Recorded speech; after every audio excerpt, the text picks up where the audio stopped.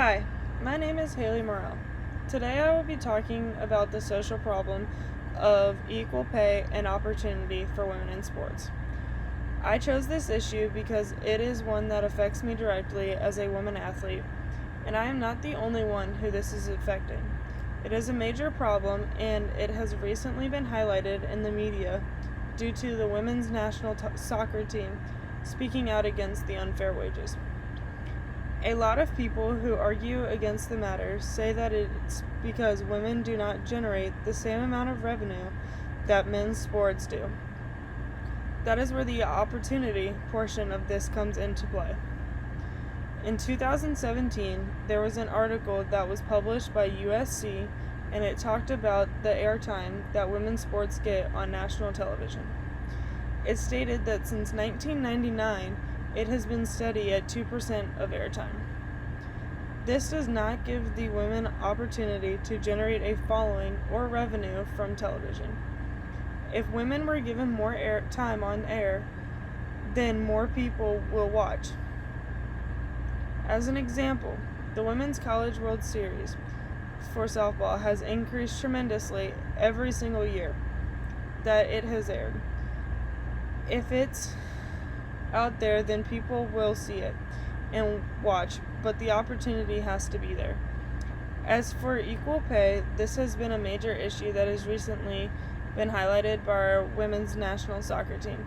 To put this in perspective, Alex Morgan, who is a member of the U.S. women's national soccer team and the Orlando Pride, makes $450,000 a year versus the highest paid men's soccer player, who is Lionel Messi, who makes $127 million a year. Focusing more on the U.S., the men's minimum pay for the National Soccer League is $56,250, while the women's maximum for their soccer league is $56,000. The big issue here is that the women have made it to the World Cup every year since 1999 and have won 4 times and gotten second or third every other year. They have also generated more money on merchandise sales and TV revenue than the men have in recent years. So the question is, why are they being paid less? I think that a solution should be to give money where money is due and give the girls more opportunities to create a following and be able to produce revenue like the men. As far as in our own community at FGCU, there has been a lot of issues with marketing as far as the men's basketball team versus the women's basketball team. Back when the men's basketball team was big and got their nickname Dunk City for going as far as they did into the NCAA tournament and making national history, they have been hyped up a lot more than the women's team has. But the women have won more titles in recent years and have made more NCAA tournament appearances. Why is that? Why aren't the women who are producing and winning more getting more of a push on the marketing side?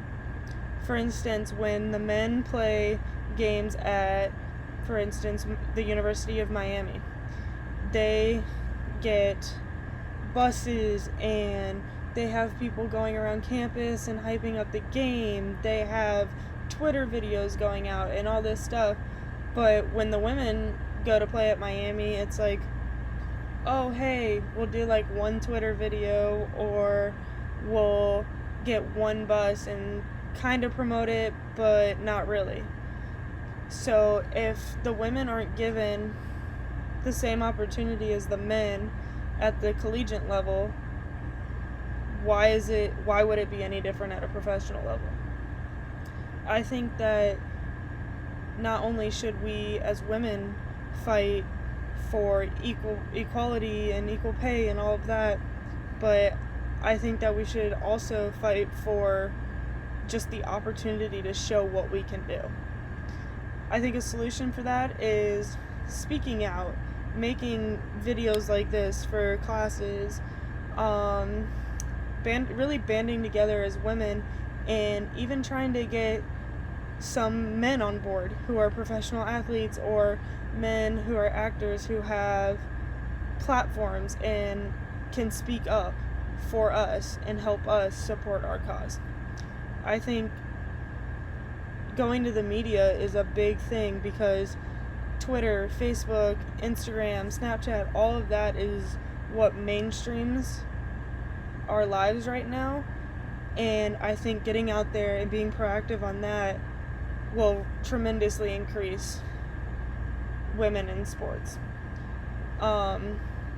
Just recently with the women's soccer team, with how often they were pushing it, they ended up getting a contract with ESPN to extend their National League television viewings. So the women will be showed on ESPN more often than they have been in past years. I think that this is a good first step, and if we can get people on board, possibly getting other sports like tennis, softball, women's golf, women's swim, things like that out on ESPN or ABC or other channels, I think that it would make a huge difference in their viewings and revenue.